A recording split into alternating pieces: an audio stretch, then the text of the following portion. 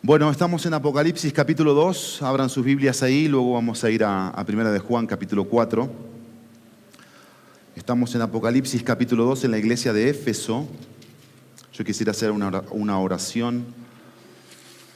Apocalipsis 2, último libro de la Biblia. Hermoso lo que Dios nos está permitiendo aprender en todo este tiempo. Así que bueno, vamos a leer nuevamente Apocalipsis 2, 1 al 7 y luego vamos a poner este tiempo en las manos de Dios. Dice así, Apocalipsis capítulo 2, versículo 1. Escribe al ángel de la iglesia en Éfeso, el que tiene las 7 estrellas en su mano derecha. Aquel que anda entre los 7 candelabros de oro dice esto: yo conozco tus obras, tu fatiga y tu perseverancia, y que no puedes soportar a los malos, y has sometido a prueba a los que se dice ser apóstoles y no lo son, y los has hallado mentirosos. Tienes perseverancia y has sufrido por mi nombre, y no has desmayado. Pero tengo esto contra ti, que has dejado tu primer amor. Recuerda, por tanto, de dónde has caído, y arrepiéntete, y haz las obras que hiciste al principio. Si no, vendré a ti y quitaré tu candelabro de su lugar, si no te arrepientes. Sin embargo, tienes esto, que aborreces las obras de los nicolaítas, las cuales yo también aborrezco. El que tiene oído, oiga lo que el Espíritu dice a las iglesias. Al vencedor le daré a comer del árbol de la vida que está en el paraíso de Dios. Oremos. Padre, gracias por recibirnos esta mañana, gracias por permitirnos tener vida y gracias porque nos das un propósito cada día, y es estar contigo, en comunión contigo, es acercarnos a ti, es ofrecerte lo que te pertenece. Todo te pertenece, la vida, el tiempo, principalmente ahora la atención, los oídos prestos a escuchar tu voz. Gracias por la certeza de lo que es la Biblia. La Biblia es la palabra de Dios. La Biblia es inspirada por ti, soplada con aliento de vida, es una espada de doble filo. La Biblia es una semilla que tiene vida, pero trae un mensaje a nuestros corazones de matar cosas internamente que no nos sirven, que no nos convienen. Gracias porque la Biblia trae fe, produce fe. Escuchar la Biblia trae fe, confianza. Y la Biblia viene a nuestras vidas con un mensaje determinante. Hoy puede ser nuestro último día y estamos aquí con la oportunidad de escuchar aquello que tú quieres que hoy resolvamos contigo. En el precioso nombre de Jesús. Amén. Bien, vamos a dar conclusión, si Dios lo permite, a la iglesia de Éfeso, aquí en Apocalipsis capítulo 2, donde veíamos la autoridad de Dios en la iglesia, cómo era que se veía la autoridad de Dios, el gobierno de Dios en su iglesia, bueno, a través de las palabras, de las acciones, como Dios en el versículo 1 va diciendo lo que tenía que hacer el mensajero, porque Dios tiene la autoridad, es el que tiene las 7 estrellas en su mano derecha, ¿sí? Y Él es el que manda, Él es el que ordena, y su iglesia le obedece. Después vimos el testimonio que Dios da o Dios dio de la iglesia de Éfeso. Él conoce las obras de su iglesia, Él conoce lo que la iglesia de Éfeso había hecho por su nombre, por amor de su nombre, cómo había sufrido, cómo habían sido perseverantes, cómo se habían mantenido fieles a la verdad de Dios, ¿sí? Al testimonio de Jesucristo por amor. Sin embargo, Dios trae una confrontación pura de lo que no estaba reflejando la esencia de Dios. La esencia de Dios es amor. Dios es luz, Dios es verdad, Dios es fuego consumidor, Dios es amor, la esencia de Dios. Y esta iglesia, para que entendamos bien, como ustedes vieron aquí, ellos marcaban el pecado de las personas. Pero ¿cuál es el meollo aquí para entender el pasaje de hoy? Habían dejado de amar a las personas. Estaban marcando el pecado sin amar a las personas. Y si no amamos a las personas, aquí dice la Escritura que dejamos de amar a Dios. dejamos el amor de Dios, dejamos a Dios. La Escritura deja bien en claro en el versículo 4 y 5 que era lo que ellos tenían que hacer. Tenían que recordar de dónde habían caído. ¿Cuándo fue el momento que dejaron de amar a las personas? Al dejar de amar a Dios. Amamos a Dios marcando el pecado de las personas, amando a las personas. O amamos a Dios amando a las personas, marcándoles el pecado. Eso está muy claro aquí en este pasaje, que la iglesia de Éfeso tenía que reconocer, tenía que recordar en qué momento empezaron a cansarse, en qué momento empezaron a acostumbrarse, en qué momento empezaron a perder lo esencial de la obra del ministerio, de la obra de Dios, de la obra de una iglesia, que es amar a Dios, amar a las personas, marcándoles lo que no le agrada a Dios, lo que es pecado. Por eso en el versículo Dios los llama a un arrepentimiento. Dios los llama a un cambio de actitud, a un cambio de mentalidad. Y la mentalidad era que la iglesia de Éfeso escuchara a Dios, escuchara la palabra de Dios. Y llegamos al versículo 6, donde Dios dice, tienes esto. O sea, Dios sigue exaltando este carácter de santidad, de aborrecer lo que Dios aborrece, la obra de los nicolaitas, la inmoralidad, la sensualidad y todo lo que es pecaminoso, mentiroso, que no viene con la verdad, que Dios dice, yo también aborrezco, dice el versículo 6. Entonces Dios exalta esto aquí y Dios concluye con la iglesia animándolas a que oyeran, escucharan lo que Dios tenía para ellos. Este mensaje de tengo contra ti, no dejes lo esencial, no me dejes a mí a un lado, porque tú puedes servirme y hasta puedes sufrir por mí, pero sin amarme. Y eso no es correcto, dice Dios aquí. Tienes que sufrir sí, pero primero ámame. Y recuerda que al amarme tú vas a saber qué es lo que yo voy a saber qué decirle a estas personas que están evidentemente cometiendo pecados. Aquí había pecado que se quería infiltrar en la iglesia, pero no podía ser marcar el pecado sin amar al pecador. Hay que amar al pecador a través del amor de Dios y eso va a lograr un efecto. Por lo menos en la iglesia, no sabemos si en los pecadores va a lograr un efecto. Yo no lo sé, la verdad no lo sé. Pero yo confío en Dios, yo necesito confiar en Dios, en lo que Él dice aquí en su palabra. Yo no sé si el pecador, al recibir el amor de otro pecador que está siendo santo y está entendiendo que la voluntad de Dios es lo más importante, va a cambiar este pecador. Yo no lo sé, Dios lo sabe, pero yo confío en Dios. Y confío en la obra de Dios y en la obra de su palabra y de su Espíritu Santo, que si este pecador ve a Dios y confía en Dios, este pecador puede cambiar. La iglesia evidentemente tiene que entender esto. Tú y yo tenemos que entenderlo. Y esto tiene que ver, como concluye aquí Apocalipsis 2:7, el que tiene oído para Dios, oiga. Que tiene oído para el mensaje de Dios, para el mensajero de Dios, oiga. Eso es algo que tenemos que aprender a ejercitar. Al vencedor, dice el texto, al creyente, mejor traducido al creyente, porque el creyente es un vencedor, es alguien que obedece, es alguien que toma la palabra de Dios y la toma en serio para su vida. Dice el texto que va a haber una recompensa, le daré a comer del árbol de la vida, que está en el paraíso de Dios. Va a haber recompensa en el momento que estemos en el cielo. Y esto es precioso aquí, porque esto nos lleva a lo más anhelado para un creyente, que es estar con Dios en su presencia, que es irnos a su presencia, que es encontrarnos con Él en el cielo. Es lo que más la iglesia de Cristo debe anhelar, estar con Él y anhelar estar con Él, para que cuando estemos con Él como iglesia sepamos qué hacer en su presencia. Y una de las cosas que va a suceder bíblicamente hablando es que la iglesia va a recibir de parte de Dios, asombroso, porque ya hemos recibido todo, ya estando en el cielo, ¿qué más vamos a pedir? Bueno, dice la Escritura que vamos a recibir recompensas. Aquí vemos, dice el texto que nos va a dar a comer del árbol de la vida, ese mismo árbol que en Génesis estaba prohibido, aquí va a estar permitido. Pero el punto aquí es la recompensa de alguien que obedece, de alguien que toma en serio las palabras de Dios. Volviendo al tema del amor, versículo 4, tengo contra ti que has dejado tu primer amor.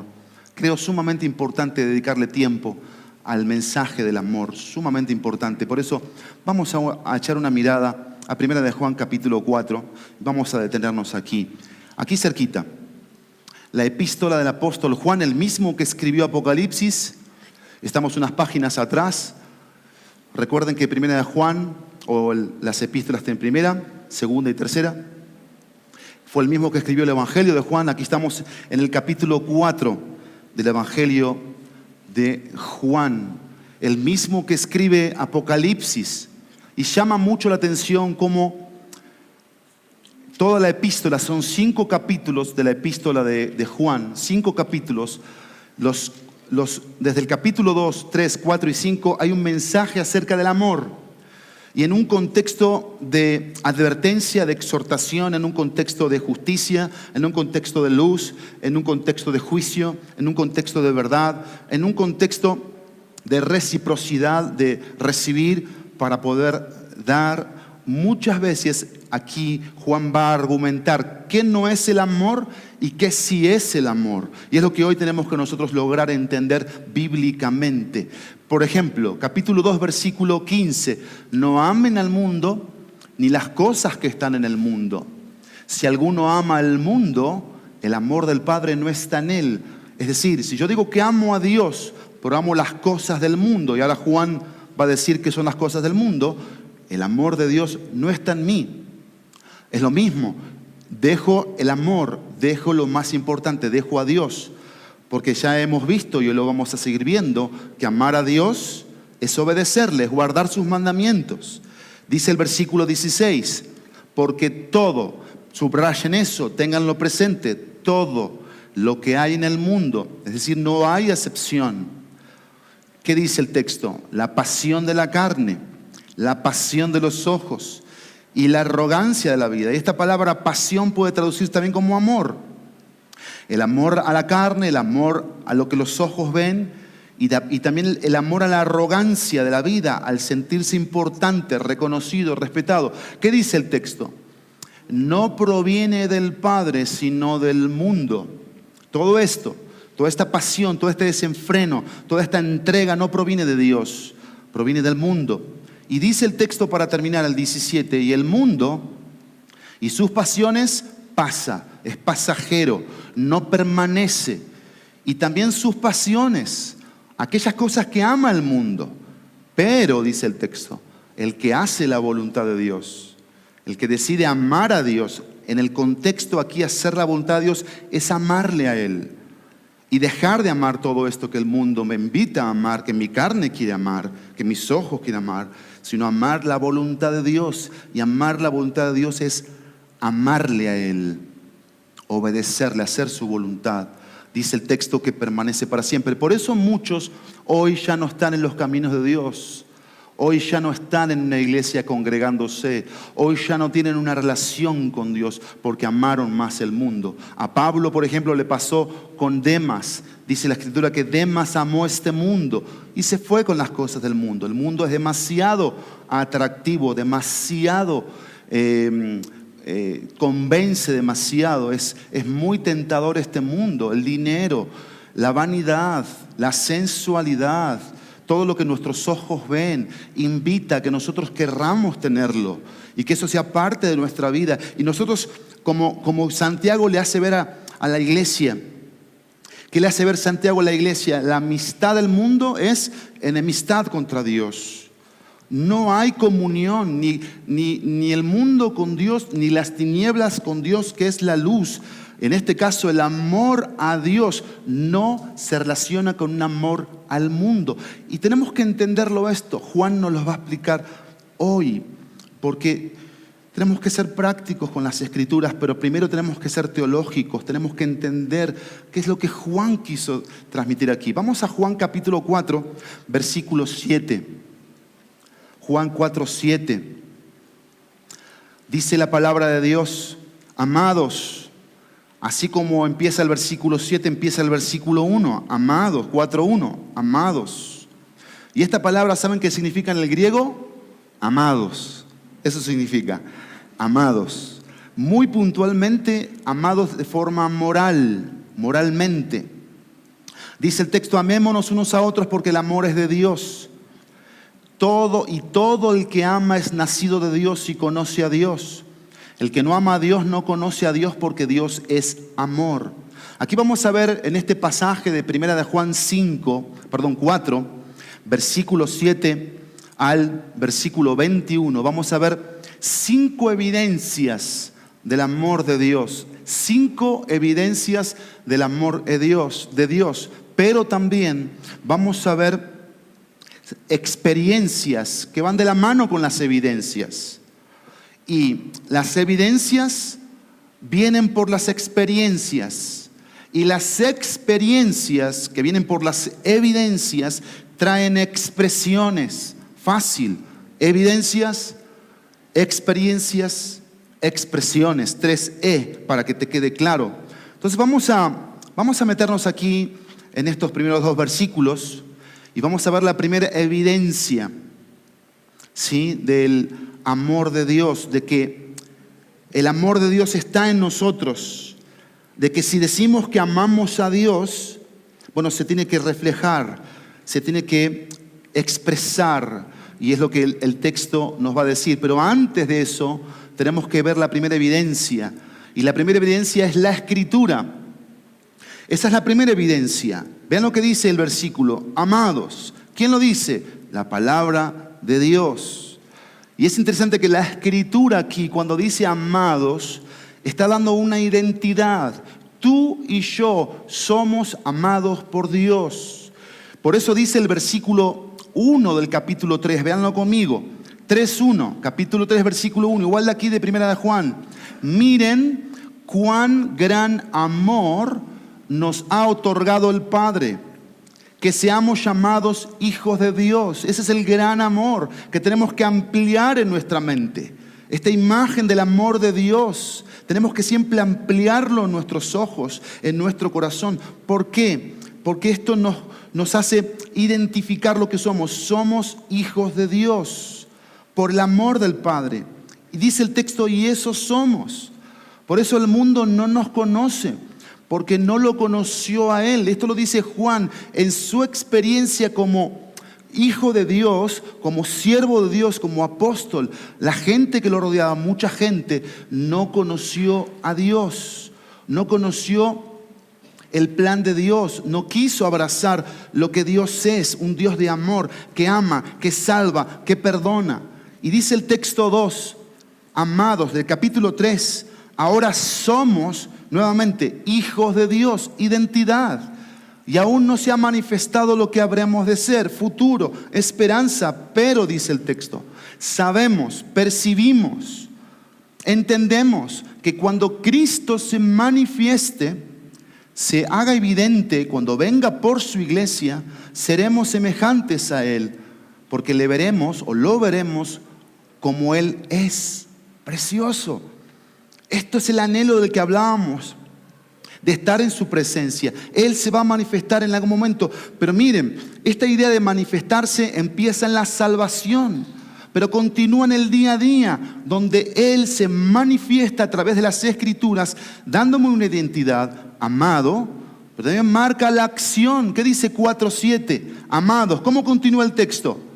Luego dice, amémonos unos a otros. Y esta oración aquí es la central, es lo que va a indicar todo en estos 21 versículos, todo. Amémonos unos a otros, pero ese amémonos unos a otros que marca la acción, viene aquí de la fuente de la identidad, que somos amados. Hay una fuente de amor para amarnos unos a otros. Vean lo que dice el texto, amados, amémonos unos a otros, porque el amor es de Dios. Esto es interesante aquí. La Escritura me dice que yo soy amado y eso me da una identidad. La Escritura me dice que hay una acción, hay una marca de acción que marca un paso. Amémonos. Una acción, un verbo, un actuar. Pero también dice el texto que la Escritura dice que Dios provee lo necesario para lo que me está pidiendo. Es decir, Dios no me pide algo que no me provee.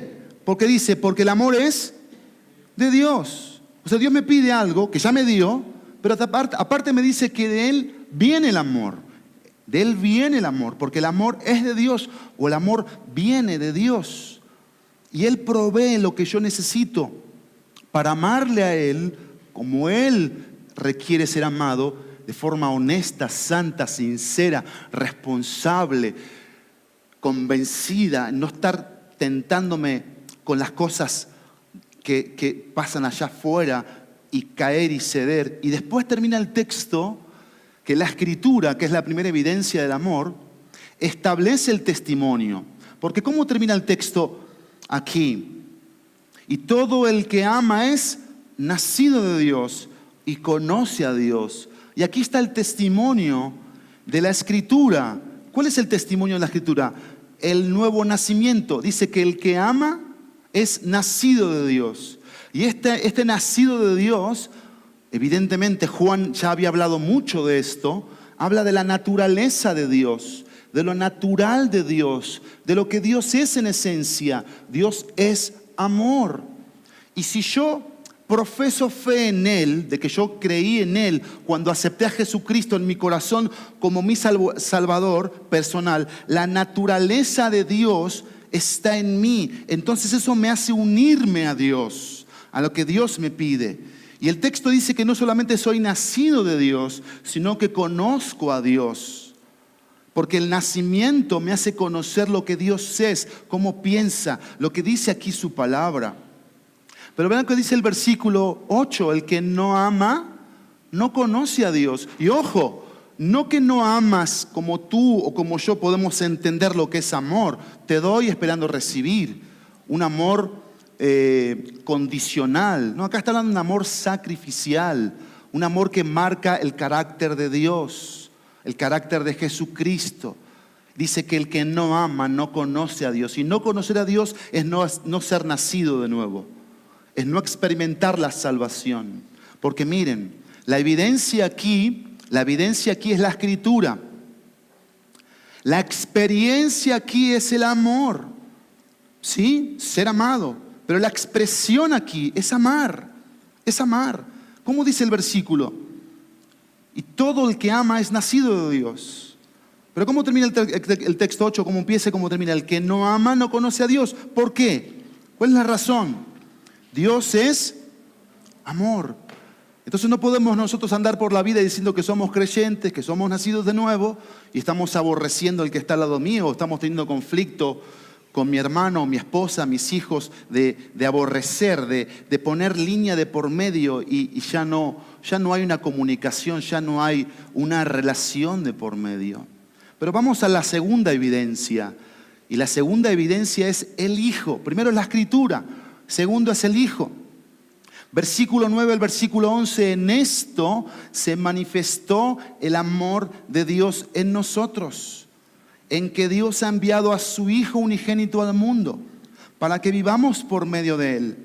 En esto consiste el amor, no en que nosotros hayamos amado a Dios, sino en que Él nos amó a nosotros y envió a su Hijo como propiciación por nuestros pecados.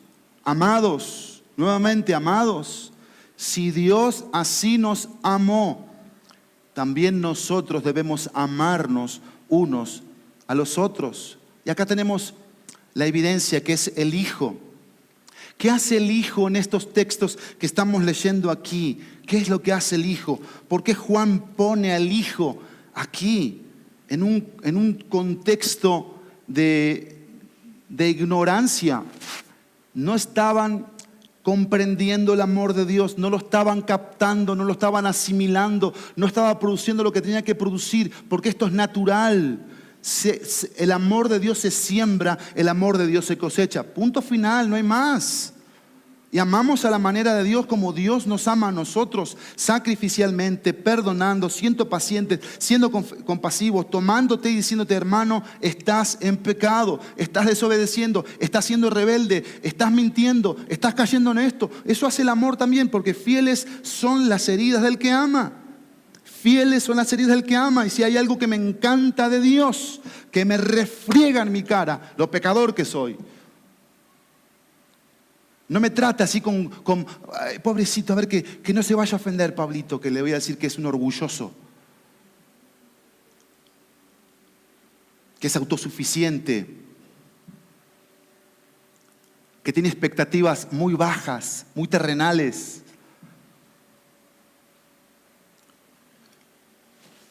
Dios me lo dice en la cara, con amor, pero me lo dice en la cara, porque el amor de Dios nos habla a través de las Escrituras, por el Espíritu Santo que mora, a través del Hijo. Y me encanta esto del Hijo aquí, porque el Hijo transmite carácter.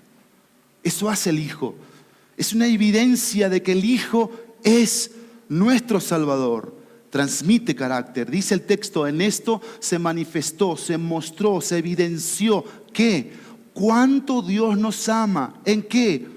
El amor de Dios en nosotros, en que Dios ha enviado a su Hijo unigénito. Y esto es importante aquí remarcarlo. Hijo unigénito, su Hijo unigénito, entregado por Dios, enviado por Dios. Porque está marcando aquí este Hijo unigénito la característica de cómo Dios hace las cosas. Dios no ocupó más que a su Hijo y más que al Espíritu Santo y las Escrituras para mostrarnos lo que Él es. Asombroso, asombroso, no más. No necesito más, no necesita más. Es decir, si tú no cambias por el Hijo, no cambias. Si no cambias por el Espíritu Santo, no cambias. Si no cambias por las Escrituras, no cambias. Es lo que te cambia. Dios nos cambia. Para eso mandó a Jesús, para transmitir su carácter. ¿Qué dice el texto aquí del carácter del Hijo? Dice el texto, en esto consiste el amor, en que nosotros, dice, en esto consiste el amor, no en que nosotros hayamos amado a Dios. No nos vayamos a equivocar que le estamos haciendo un favor a Dios. No, la salvación no viene por obras. No es por mérito humano, es por voluntad divina, que tú naces de nuevo, que tú se te caen las vendas de los ojos, que no eres merecedor de esto y nunca vamos a hacerlo. Dios viene a nosotros a través del amor de su Hijo, del amor de Él, del amor del Espíritu Santo, por las Escrituras. Y dice el texto, en esto consiste el amor, no en que nosotros hayamos amado a Dios, sino en que Él, dice, nos amó a nosotros. Pasado, hay una experiencia pasada, hay una experiencia. El amor de Dios es una experiencia que marca un corazón, que marca un alma, que marca la forma de pensar, que marca la forma de sentir, marca mi forma de hablar, marca mi forma de oír, marca mis decisiones diarias. El amor de Dios en mi vida me marca, me hace suyo, me sella, me hace su propiedad. Yo soy el amado, tú eres el amado si has experimentado el amor de Dios. Y dice el texto, y envió nuevamente, y envió una acción, un verbo del amor a su Hijo. Y el texto dice como propiciación por nuestros pecados. Recuerden, Antiguo Testamento, ¿qué hacía el sumo sacerdote? ¿Se acuerdan? ¿Se acuerdan? Iba al lugar santo, al lugar santísimo, llevaba al animalito que tenía que ser perfecto conforme a los lineamientos y ordenamientos de Dios. ¿Cómo tenía que estar el sumo sacerdote? Limpio, santo, preparado en su corazón para presentar este sacrificio que se sacrificaba al animalito, se colocaba en ese lugar de propiciatorio y ahí se derramaba una sangre. Esa sangre que se derramaba, dice la Escritura, que subía de una manera, la manera de Dios, aceptable o no. Si era aceptable al olfato de Dios, al olfato espiritual de Dios, cuando Dios olfatea lo que está bien hecho, conforme a lo que Él dice que es acepto, y el sacrificio era acepto, y traía perdón al pueblo, paz al pueblo, comunión al pueblo, y eso es lo que hizo Cristo, y dice la Escritura que lo hizo de forma perfecta, y lo hizo de una vez y para siempre. Eso hizo Cristo. ¿Y por qué aquí el Hijo transmite carácter? Porque aquí nos está hablando de un amor sacrificial, de un amor que está dispuesto a pagar un precio, de un amor que está dispuesto a sufrir, de un amor que está dispuesto a dar, a entregar. Esto es muy interesante, porque si yo me veo aquí en el espejo de la Biblia, me digo a mí mismo, ¿por qué me amaste si soy un egoísta? Soy un flor de egoísta. ¿Por qué me amaste? Bueno, muchas veces no hay explicación para esto, pero sí hay propósito. Algo tiene que suceder en el amor de Dios en el corazón de un pecador. Y no algo, muchas cosas tienen que suceder. Porque vamos cambiando en la medida que vamos comprendiendo, experimentando lo que es el amor de Dios. Pero también es interesante la bisagra aquí. La bisagra aquí está en el versículo 12. Vean lo que dice el versículo 12, la tercera evidencia. La primera evidencia es la Escritura. La segunda evidencia es el Hijo. La tercera evidencia es el Padre. ¿Qué dice el versículo 12? A Dios nunca lo ha visto nadie. Punto. Si nos amamos unos a otros, Dios permanece en nosotros y su amor se ha perfeccionado en nosotros. Este texto es bisagra en este pasaje de 7 al 21, donde dijimos que la frase principal, ¿cuál es? Amémonos unos a otros. Y todo va respondiendo. ¿Sí? No les dije, bueno, o sí se los dije, pero se los quiero simplemente remarcar. La evidencia en el punto 2 es el Hijo. La experiencia es el amor sacrificial, el amor sustitutorio, el amor salvífico. La expresión es vivir por Él. Me encantó lo que dice el versículo 9 al final, en que Dios ha enviado a su Hijo, unigénito al mundo, ¿para qué? Cláusula de propósito. ¿Cuál es la cláusula de propósito? Vivamos por medio de Él. Esa es la expresión. Esa es la expresión. Vivir por medio de Cristo. Eso es lo que más necesita la iglesia. Tercero, el Padre. La evidencia es el Padre aquí. Y es interesante porque lo que conocemos de la Escritura es que Dios es invisible. Rápidamente, para que tú lo leas y no digas, a ver, 1:17 de Timoteo. 1 Timoteo 1:17, pero vamos con las Escrituras así, mira, para que podamos captar. ¿Qué dice 1 Timoteo 1:17 hablando Pablo a Timoteo, a la iglesia igual de Éfeso, de lo que es la salvación, de lo que es el ministerio, de cómo Dios se manifiesta, de cómo Dios ama, de cómo Dios salva a un pecador que era el primero de todos? Termina este testimonio de Pablo en el versículo 17 con una doxología, con una alabanza a Dios. Y dice, por tanto, pensando en todo lo que acabo de decir, al Rey eterno, hablando de Dios, es un Rey eterno, que no tiene principio ni fin, lo vimos en Apocalipsis, inmortal. ¿Qué significa inmortal? No muere, no hay muerte en Dios. ¿Qué más dice? Invisible, único Dios, a Él sea honor y gloria por los siglos de los siglos. Amén. Dios es invisible. Colosenses capítulo 1. Colosenses 1, versículo 15. Sin dejar, por favor, primera de Juan. Pongan el dedito. 1:15, ¿qué dice? Hablando de Cristo, de que Cristo representa de muchas maneras al Padre. ¿Qué dice de Cristo? Él, de Cristo, es la imagen ¿de quién? Del Dios invisible, el primogénito de toda creación. Es decir, ¿qué hizo Cristo? Cristo vino a encarnar en forma humana el carácter de su Padre. Hebreos capítulo 1, versículo 3. Lo estudiamos hace unos cuantos meses atrás. Hebreos 1:3. ¿Qué dice Hebreos 1:3? Hebreos capítulo 1, versículo 3. Hablando del carácter de Cristo, del Hijo. Él, el Hijo, Cristo, es ¿qué? El resplandor de su gloria, su con mayúscula, hablando de Dios. Y la expresión exacta, carácter, expresión exacta, carácter, ¿de quién? De su naturaleza, la naturaleza de Dios. Pero está hablando del Hijo de Dios, de Cristo, de Jesús. Y dice, y sostiene todas las cosas por la palabra de su poder. Después de llevar a cabo la purificación de los pecados, el Hijo se sentó a la diestra de la majestad de Dios. Volvamos a 1 de Juan. Dios ya expresó su amor y aquí lo vemos en estos pasajes que estamos leyendo. Miren, versículo 14. Aquí en capítulo 4, 4:14, ¿qué dice? 4:14 dice, y nosotros hemos ¿qué? Visto y damos testimonio de que el Padre que hizo envió al Hijo para ser Salvador del mundo. Ven aquí la acción del Padre, demostrando el Padre. ¿Qué demuestra el Padre? amor. ¿Cómo lo demuestra? Enviando a su Hijo. Versículo 20. Si alguien dice, yo amo a Dios, pero aborrece a su hermano, es un mentiroso, punto. ¿Por qué? ¿Por qué es un mentiroso? Porque el que no ama a su hermano, a quien ha visto, no puede amar a Dios. A quien no ha visto. Esto es importante aquí, resaltarlo, porque el Padre de muchas maneras se hizo ver, se hizo notar.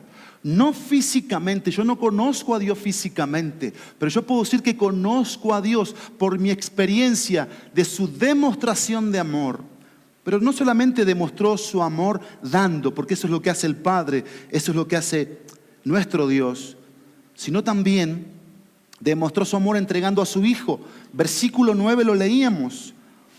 Dice el versículo 9 una frase que dice, ha enviado a su Hijo. Y versículo 10 que dice, envió a su Hijo. Dios demostrando el amor a través del Padre.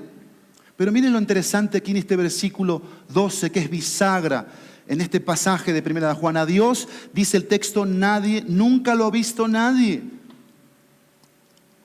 No lo ha visto físicamente, pero sí lo ha visto en la expresión, en la demostración. Los que estuvieron con Cristo, que fue Juan lo vio, estuvo con Cristo. ¿Y qué pudo ver de Cristo? El amor, la compasión, la paciencia, la misericordia, el servicio, la generosidad. Juan lo vio. ¿Tú y yo lo hemos visto? No. Tú y yo no hemos visto a Cristo terrenalmente, humanamente hablando. Hemos visto a Cristo ¿cómo? A través del amor de otros. Claro que a mí me conquistó el amor de personas. Claro que sí, por supuesto que sí. Claro que Dios usó el amor de hermanos de una iglesia que me hizo sentirme familia. Y me hicieron parte de su casa, me invitaban a comer, a desayunar. Y pobrecito de ellos. Huerfanito, imagínense cómo comía. Pero me acuerdo que cuando éramos misioneros con un misionero aquí en Bernal, que ahora es pastor, llegamos a Puebla, a la casa de la familia de los Campis, y el pastor Félix dice, ahí está el refri, coman lo que quieran. No supo lo que dijo. Con el Pepe descubrimos un bote así, que en nuestra vida habíamos visto, de yogur de nuez, que por cierto lo hacían en San Juan del Río. No. Llegábamos el viernes y estaba lleno, y el fin de semana quedaba así. Bueno, pero veíamos el amor. El amor se demuestra, el amor se expresa, y uno lo puede ver con la hospitalidad, con un desayuno, con un cafecito, con una llamada telefónica, con un discipulado, con una consejería, con una confrontación pecaminosa. ¿Sí? De muchas maneras. Pero miren, esto es asombroso aquí. Dios expresó su amor. ¿Sí? ¿Estamos de acuerdo? Sí. Y lo pudimos ver, no físicamente, pero sí de una forma espiritual y emocional y de sentir el amor de Dios. 2, el Hijo demostró el amor del Padre todo el tiempo y lo sigue demostrando. Por eso estamos aquí, porque hay que demostrar el amor del Hijo al mundo, un Cristo Salvador. Pero miren lo que dice el texto. ¿Cómo termina el texto 12? A Dios nunca lo ha visto a nadie. Si nos amamos unos a otros, Dios permanece en nosotros. La relación de Dios con su iglesia, con sus hijos, es permanente, es unida, es natural. Es una esencia la relación. Y dice, su amor se perfecciona en nosotros. Se perfecciona en nosotros. ¿Cómo se perfecciona el amor de Dios en su iglesia? A ver, familia, ¿cómo lo veríamos perfeccionado? ¿Cómo se ve perfecto el amor de Dios en su iglesia? Servicio, muy bien. ¿Qué más? ¿Cómo? Oración, ¿qué más? Santidad, ¿qué más? Edificación, bien, pero todo lo que acaban de decir es muy importante. Ahora, tenemos que identificarlo aquí, porque si no el mensaje no va a ser como la Escritura quiere que sea. Dios evidenció su amor, hoy ya Dios no está haciéndolo, sí en nosotros, pero no como en este tiempo. El Hijo lo expresó Y asombrosamente Dios ha dejado a su iglesia. Adivinen para qué. Así es. ¿Ya te das cuenta de esto? ¿Ya estás captando el mensaje de Apocalipsis 2? Para eso está la iglesia.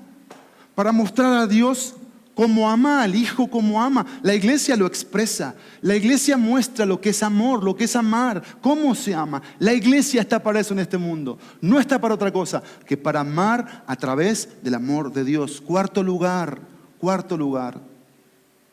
Vamos a la cuarta evidencia. Bueno, aquí la evidencia en el tercero es el Padre. ¿Sí?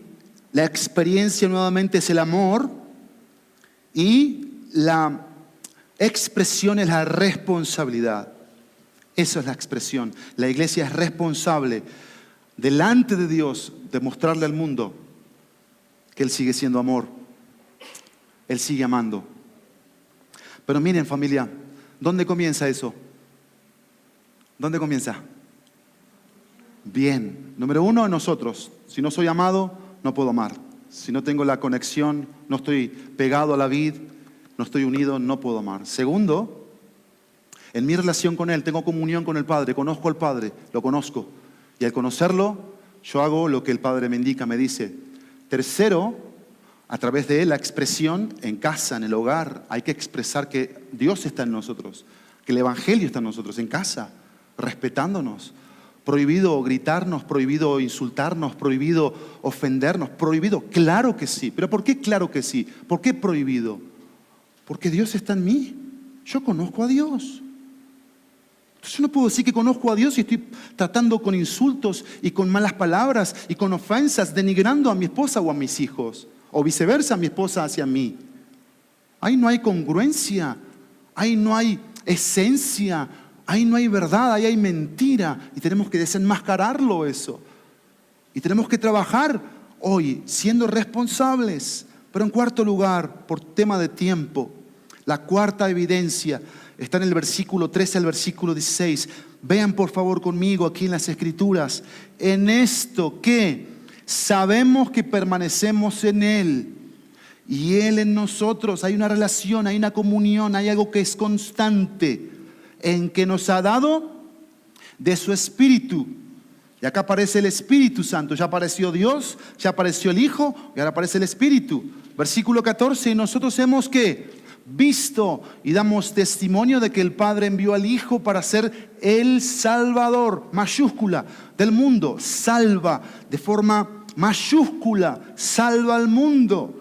Porque de tal manera amó Dios al mundo que dio a su Hijo unigénito para que todo aquel que en Él cree no se pierda, mas tenga vida eterna. Hay un Salvador aquí que es muy importante. Versículo 15. Todo aquel que está involucrado en esta relación, en esta dinámica de permanencia, de perfección del amor de Dios, de la esencia, de experimentar el amor de Dios, dice, todo aquel que confiesa, es lo que hace, confiesa que Jesús, ¿qué es? El Hijo de Dios. Toma en serio su identidad, su responsabilidad, su trabajo, su obra. Confesar que Jesús es el Hijo de Dios. Y no es un ser que está colgado en un madero, pobrecito de Él. No. Cristo está vivo, es un rey, es un amo. Nos sometemos, lo obedecemos, lo amamos, lo servimos, lo seguimos hasta que Él venga por nosotros o hasta que nos muramos. Y si tenemos que pagar el precio más alto, lo vamos a hacer. Y dice el versículo 16, y nosotros hemos ¿qué? Llegado a conocer, hay una meta, hay un alcance y hemos creído el amor que Dios tiene para nosotros, porque el amor de Dios sigue estando hoy, ahora, presente acá. Si no, tú y yo estaríamos, mirá, pero carboncitos, hechos quemadísimos, ya consumidos, si no estuviese lo que dice el texto. Dice que el amor de Dios sigue estando presente para nosotros. Y dice el texto 16, Dios es amor. Y el que permanece en amor, en Dios, permanece en Dios, en la acción, y Dios permanece en Él. La cuarta evidencia es la verdad. La verdad es la evidencia. La Escritura es la evidencia. El Hijo es la evidencia. El Padre es la evidencia. Y acá tenemos la cuarta evidencia, es la verdad. Y tenemos la verdad del Espíritu. Dice el texto, en esto sabemos que permanecemos en Él y en nosotros, en que nos ha dado su Espíritu. ¿Qué es lo que hace el Espíritu Santo en un creyente, familia? ¿Qué es lo que hace? Toma lo del Padre. Toma lo del Padre y nos lo hace oír, Juan, el Evangelio de Juan, capítulo 16.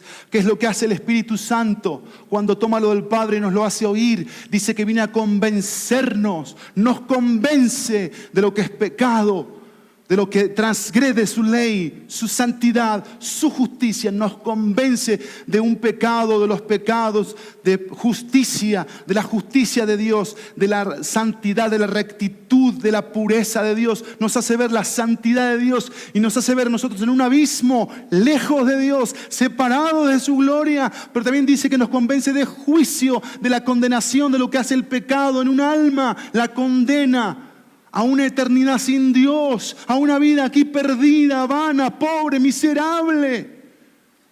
Y el Espíritu Santo hace esto en el corazón, trae verdad. Por eso la evidencia es la verdad que nos hace libres. Dice que el Espíritu Santo nos va a guiar a toda la verdad, toda. No partecita, porque no somos partecitas así cristianos. Somos esto de cristianos. No, o somos cristianos o no somos cristianos. O creemos en Cristo o no creemos en Cristo. Decimos que amamos a Dios, bueno, tenemos que amarnos los unos a los otros. Perdonarnos, servirnos, ayudarnos, procurarnos, estar conectados. Somos la comunidad de Dios. Acuérdense cómo eran los judíos en el Antiguo Testamento. ¿Cómo eran? Muéganos, muéganos. Era un pueblo unido. ¿Cómo era en el Nuevo Testamento? ¿Cómo ves la iglesia de Hechos? Estaba junta a la iglesia. ¿Cuándo era que se separaba la iglesia en Hechos? Cuando era perseguida. Así se separaba. Pero si no sabían que necesitaban estar juntos. Necesitamos estar juntos. Porque eso habla de que estamos unidos a Dios, a su amor. La verdad del Espíritu, la verdad de los salvos. Y nosotros hemos visto y damos testimonio de que el Padre envió al Hijo para ser el Salvador del mundo. Todo aquel que confiesa que Jesús es el Hijo de Dios, Dios permanece en Él y Él en Dios. Los hijos de Dios confesamos. Estamos todo el tiempo diciendo lo que Dios dice, no lo que se me ocurre, no lo que pienso que va a ser conveniente para no ofender, para no lastimar, para que no se vayan a sentir mal. No, confiesa, confiesa, confiesa la verdad de Dios a Cristo, lo que tiene, lo que recibe. Pero claro, muchos pueden estar hoy aquí en este lugar profesando una fe, pero siendo un pozo seco, no hay nada de agua ahí. A ver, Jesús se acercó a una higuera para recoger un fruto y la encontró sin fruto. ¿Qué pasó con esa higuera? Dejó de existir. Asombroso. Yo no sé cómo tú y yo existimos todavía, porque muchos de los que están aquí no hay fruto, no hay evidencia, no hay agua, no hay pureza. Muchos están aquí hoy como fresca lechuga en la mañana, como si nada, no pasa nada. Uy, Señor, ¿qué va a pasar con esa alma? Algo tiene que pasar hoy, ahora, en estos momentos, porque tenemos que reaccionar ante el amor de Dios, ante la gracia, la misericordia, el perdón, y cambiar este chip que tenemos religioso, que le compramos al diablo sin decirle: diablo, véndemelo. Pero se lo compramos porque pensamos que la religión, ¿para qué es? Para recibir. Yo recibo, denme, denme, denme. No, ya lo viste aquí, el verbo ¿cuál es? Acción, dar, dar, dar, dar. Para eso está la iglesia. Y esa es la verdad de los salvos, la verdad del Espíritu, pero también la verdad del plan de Dios. Y nosotros hemos llegado a conocer y hemos creído el amor que Dios tiene para nosotros. Dios es amor. Y el que permanece en amor, permanece en Dios. Y Dios permanece en Él. Esta es la verdad del plan de Dios. La verdad del plan de Dios es llegar a, dice el texto, llegar a experimentar, conocer lo que es Dios, pero dice el texto que nosotros tenemos que tener una relación. Hay una correlación aquí entre lo que Dios es, lo que el Hijo es, lo que el Espíritu es, lo que la palabra es y lo que el creyente es. Ese es el plan de Dios. Eso es lo que hace Dios con los que salva. Hermoso como termina el versículo. El que permanece en amor, permanece en Dios. Y Dios permanece en él. Podría ser la meta de todo creyente, ¿no? Amén. Y terminamos. Aquí la evidencia es la verdad. Aquí la experiencia es espiritual, lo que hace el Espíritu Santo de Dios. Y aquí la expresión es permanecer. Permanecer, esa es la expresión, permanecer. Pero la última evidencia para terminar es versículo 17 al versículo 20. En esto, dice el texto, ¿cómo dice? En esto se perfecciona el amor en nosotros, para que tengamos confianza en el día del juicio. Pues como Él es, así somos también nosotros en este mundo. En el amor no hay temor, sino que el perfecto amor echa fuera el temor, porque el temor involucra castigo, y el que teme no es hecho perfecto en el amor. Nosotros amamos porque Él nos amó primero. Si alguien dice, yo amo a Dios, pero aborrece a su hermano, es un mentiroso. O un falsificador sería la traducción. Porque el que no ama a su hermano, a quien ha visto, evidentemente el hermano es la prueba del amor, ¿no? Gloria a Dios por esto. No puede amar a Dios, a quien no ha visto. Que podríamos pensar, por lo que hemos visto en el texto aquí, que Dios expresa su amor a través de los hermanos. Versículo 21. Y este mandamiento tenemos de Él. ¿Cómo comenzó el versículo 7? Amados, ¿y qué siguió? Amémonos. ¿Qué es eso? Un mandamiento. ¿Cómo termina? Con otro mandamiento. Y este mandamiento tenemos de Él, que el que ama a Dios, ame también a su hermano. La evidencia quinta es el testimonio. El testimonio de fe. Yo quiero decirles algo que leí en un escrito de un autor.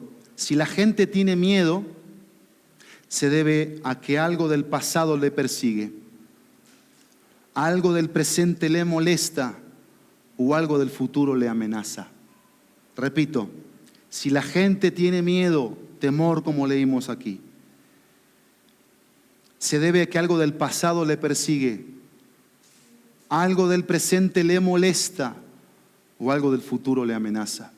Un creyente en Cristo no tiene por qué temer al pasado, ni el presente, ni el futuro, porque ha experimentado el amor de Dios.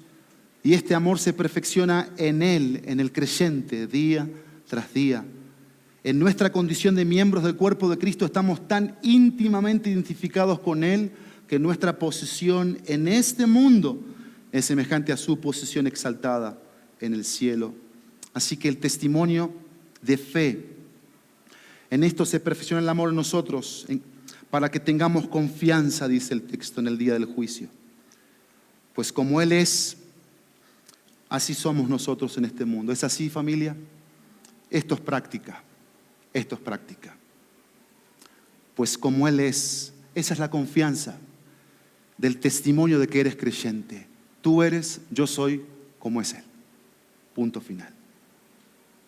Si tú eres como Él es, hay confianza, hay fe. Y en el día del juicio yo estoy tranquilo, tengo paz, de que viví como Dios quiso que viviera para su gloria, perdonando, sin rencor, sin amargura, amando, sirviendo, purificándome, siendo santo, odiando el pecado, aborreciendo el pecado, amando la justicia, aborreciendo la maldad, el egoísmo, el orgullo, y amando la generosidad, el dar, el servir, el estar, el ofrecer. Es un testimonio de fe, pero también es un testimonio de seguridad. Seguridad. En el amor no hay temor, sino que el perfecto amor echa fuera el temor. Porque el temor o el que teme involucra castigo, y el que teme no es hecho perfecto en el amor. El testimonio es de seguridad. Estamos seguros de que cuando rindamos cuentas delante de Dios, va a ser en función de la realidad del amor de Dios en nosotros y la expresión del amor a través de nosotros. No hay miedo. ¿Qué es una de las cosas que lastima las relaciones unos con otros? A ver si alguien me puede decir. ¿Qué es algo que puede lastimar una relación? La desconfianza. Muy bien, Ale, gracias. La desconfianza. ¿Cómo? Las mentiras lastiman las relaciones. El pecado. Pero si lo pusiéramos de forma así, desconfianza, mentira, ¿qué más? Orgullo, muy bien. Inseguridad, la inseguridad. Y la inseguridad es un enemigo de toda relación. Si somos personas inseguras, nuestras relaciones se van a ver afectadas siempre. Siempre vamos a tener problemas porque no hay seguridad. ¿Dónde descansa tu seguridad en tus relaciones? ¿Quién levanta la mano? La confianza. ¿Dónde más? A ver, ¿quién más puede decirme? ¿Dónde descansa tu seguridad en las relaciones? La dependencia del Señor. ¿Qué nos enseñó el texto de hoy? ¿Qué nos enseñó todo este pasaje? Nuestra seguridad viene de Dios, está en Dios y permanece en Dios. Si yo no estoy cerca de Dios, si yo no estoy en una comunión con Dios, evidentemente mis relaciones van a estar inseguras, intranquilas, con miedo. Dios produce seguridad, confianza, paz, calma. Comúnmente lo que veo en otros es lo que yo estoy siendo. ¿Escuchaste bien? Comúnmente lo que veo en otros es lo que yo estoy siendo. Eso me lo hace ver el amor de Dios. Pero es un testimonio de fe, de seguridad, de gracia. Dice el versículo 19, nosotros amamos porque Él nos amó primero. Gracia. Hay un testimonio de gracia donde si alguien me dice gracias por amarme, yo no soy nada, no soy nadie. Es la gracia de Dios. Hay un testimonio de reflejo. Reflejo. Dice el versículo 20, si alguno dice yo amo a Dios pero aborrece a su hermano, es un mentiroso, un falso. Porque el que no ama a su hermano a quien ha visto no puede amar a Dios a quien no ha visto. Por eso es un testimonio de reflejo. Vamos amando por el reflejo de lo que nosotros hemos recibido y experimentado del amor de Dios. Y en último lugar, es un testimonio de obediencia. Un testimonio de fe, de seguridad, de gracia, de reflejo, de obediencia. ¿Cómo termina el versículo 21? Y este mandamiento tenemos de Él, que el que ama a Dios, ame también a su hermano. Y vamos a terminar en esta mañana. Vamos a orar. Aquí la evidencia es el testimonio. Aquí la experiencia es su vida en nosotros, y aquí la expresión es la obediencia o el actuar. Y familia, que el Espíritu Santo traiga convicción, verdad. Vamos a ponernos de pie para orar. Déjenme hacer una oración para terminar. Oremos.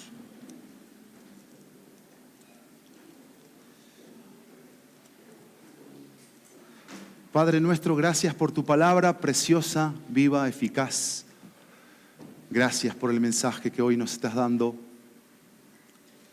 que evidentemente trae verdad. Pero Dios, tú ves, tú conoces el pueblo que hoy está aquí reunido, el pueblo que quizás está escuchando por internet, o que van a escuchar después. Yo te ruego, por favor, Dios, por favor, que no quedemos iguales. Que no nos vayamos como si todo está bien en nuestro corazón. Que tu amor nos haga evaluarnos, por favor, Dios, evaluarnos, examinarnos. Que tu amor nos haga correr a ti, a salvarnos, a buscar salvación, genuina salvación, perdón, paz. Que nos haga confesar, pedirte perdón. Que nos haga ir a pedir perdón a quien tengamos que hacerlo. Que nos haga trabajar con una vida de testimonio, de carácter, de no ser los mismos, decir de la boca para afuera, sí, yo voy a cambiar, sí, voy a cambiar, sí, de verdad, me doy cuenta. No, un testimonio del corazón, una confesión del corazón, un arrepentimiento del corazón, un humillarnos, porque eso se va a notar, Dios. Y tú sabes cómo la iglesia de este tiempo, Dios, ha caído en una frialdad, en una apatía, en un desinterés, en un me vale, Dios, perdón por esto, en un me vale. Yo te digo que te amo, pero no me importa si vivo en pecado allá afuera y miento y robo y soy infiel y soy inmoral y digo malas palabras y veo pornografía, no me importa. Pero si digo que te amo, así como si nada, Dios. Es asombroso que no hayas mandado tu ira, tu fuego todavía. Pero no queremos jugar más con el pecado. Esta iglesia hoy está escuchando tu palabra. Y esta iglesia hoy sabe que no puede jugar más con el pecado. Por favor, Dios, trae convicción al corazón. Como trae confesión genuina, verdadera, por favor, te lo ruego. Y trae conversión, trae cambio, por favor, Dios, por tu palabra y tu Espíritu Santo. Y que el fruto pueda ser evidente en amarte, Dios, como tú nos enseñaste hoy. Y también de amarnos los unos a los otros. En el precioso nombre de Jesús. Amén.